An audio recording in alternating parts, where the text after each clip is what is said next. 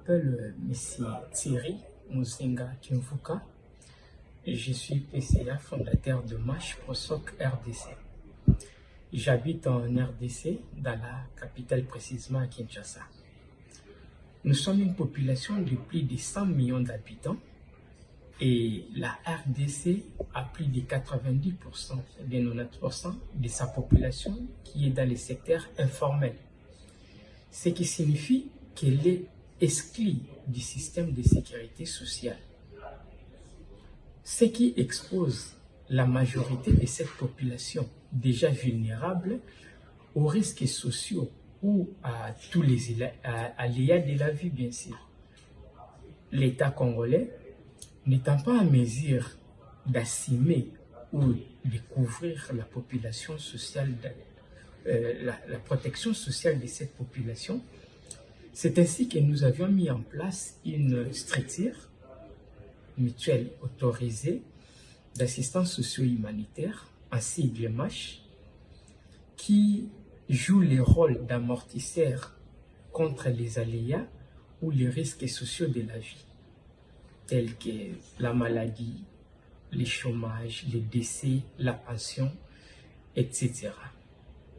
Donc, MASH, à travers son programme ProSoc RDC, ProSoc qui signifie couverture de la protection sociale en République démocratique du Congo, va mener ou bien mène déjà des actions sociales visant à répondre aux besoins sociaux des bases de nos membres au moyen d'un système de prévoyance collective afin de réduire les incidences négatives ou des risques sociaux au sein de notre communauté qui est le secteur informel. Les risques sociaux dans notre communauté sont, pour ne pas dire cherchés, parce que nous sommes tous exposés à cela. Et dans cette catégorie, dans les secteurs informels, nous retrouvons les vendeurs, les maraîchers, les commerçants, les chômeurs, les maçons, les menuisiers. La liste n'est pas exhaustive.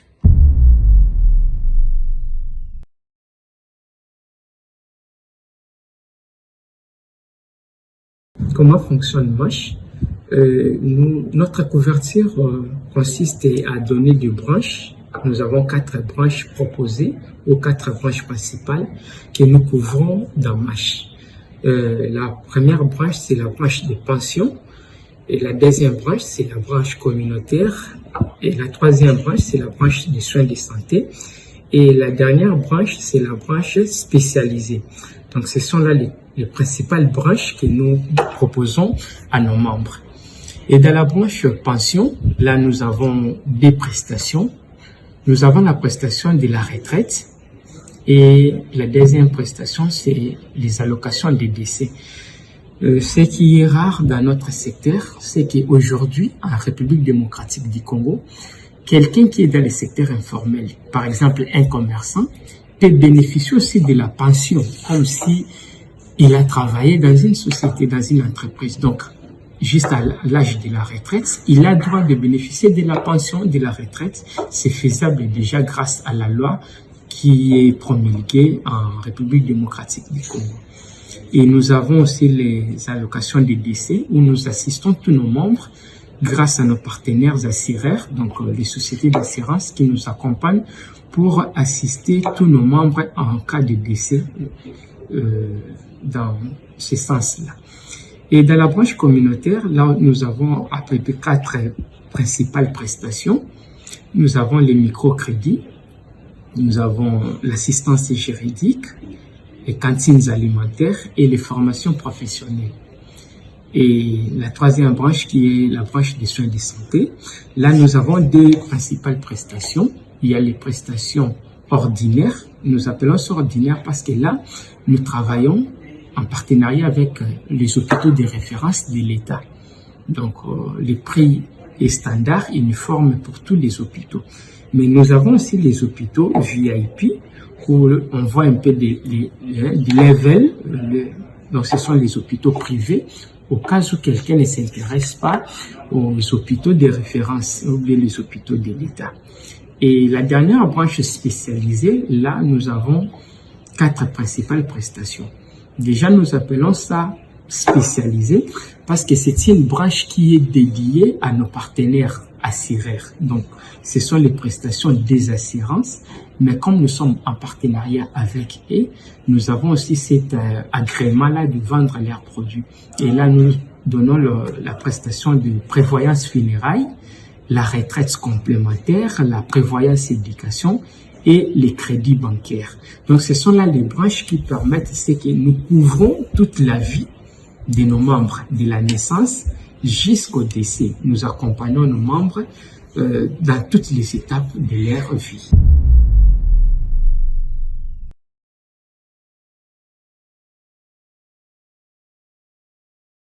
Alors, c'est quoi la motivation de ces programmes et de ces projets?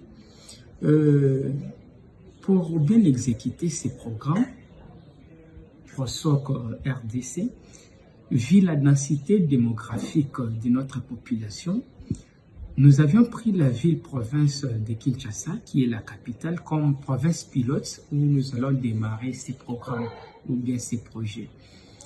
Déjà, Kinshasa regorge une population de plus de 15 millions d'habitants, répartis dans 24 communes. Nous procédons à une adhésion par phase parce qu'il est impossible d'adhérer tout le monde. Parce que la loi veut que tous les secteurs informels puissent bénéficier de la couverture de la protection sociale. Mais c'est compliqué d'adhérer tout ce monde-là à la fois. Nous allons procéder par phase de 25 000 habitants par commune, ce qui fera un total de 600 000 membres pour la première phase, donc pour la ville de Kinshasa.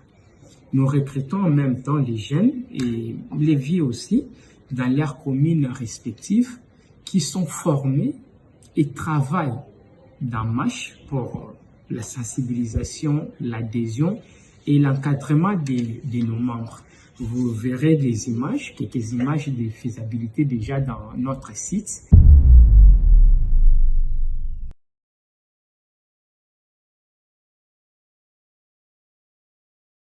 Mais ce qui est vrai, le besoin est grand.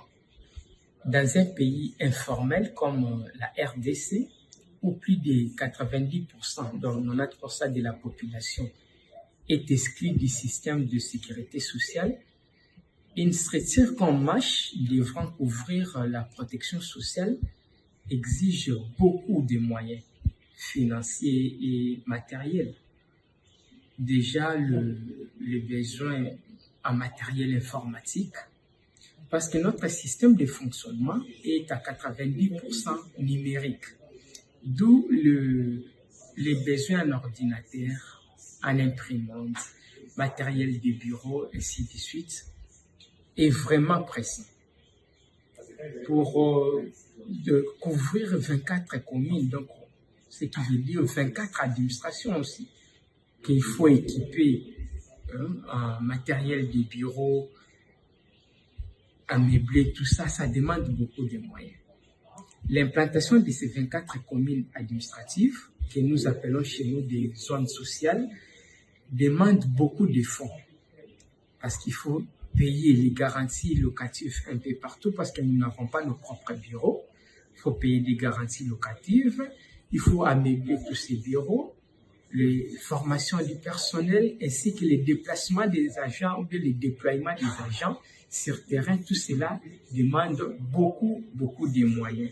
Donc, c'est pour cela que nous avons dit que les besoins est vraiment pressants.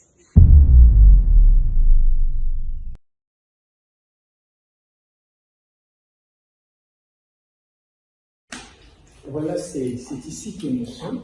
Là, ce sont les bureaux. C'est les lieux. C'est un peu vaste, comme vous pouvez le remarquer. Il y a plusieurs bureaux. Donc, ce ne sont pas des propriétés privées des machines. Nous louons les bureaux ici, partout là. C'est sous forme de coworking où nous partageons les bureaux avec les autres membres de l'équipe ici sur cet endroit. Ce sont des bureaux coworking que nous louons dans l'espoir qu'on aura assez de moyens pour avoir beaucoup plus d'espace. L'espace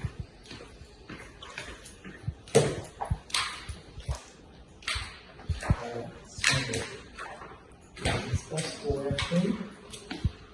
Là, nous dirigeons vers le secrétariat, là où nous avons notre secrétariat. Ce sont les coworking, les bureaux coworking. Nous essayons de partager avec les amis ici. On a le matériel que nous avions besoin. Tout ça pour exécuter les programmes.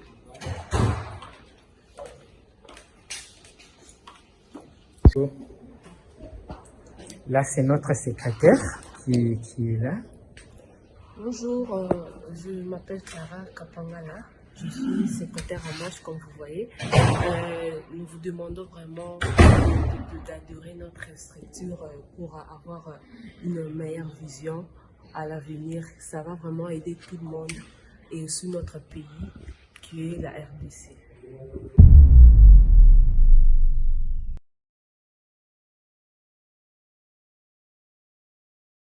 En conclusion, vu la précarité dans laquelle se trouve notre population défavorisée, vulnérable et exclue du système de sécurité sociale, la couverture de la protection sociale s'avère non seulement une garantie, mais comme celle alternative pour une population vouée à son triste sort.